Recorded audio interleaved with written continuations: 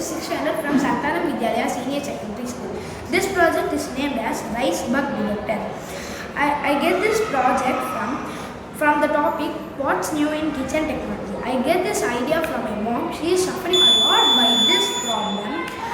It is very useful for us. It will detect the bug's movement and it will intimate with us with this buzzer. Here I have used Arduino Nano, breadboard, plug, buzzer, PIR sensor. For power supply, I have used power bank and some jumper wires. Now I will show you a demo. I am connecting the plug with power bank. I already filled this container with bugs and rice, so it is intimating us with this buzzer. And now I will explain you briefly. The bugs are moving here and there. It is detecting the bug's movement and it is intimating with this buzzer. Thank you for watching.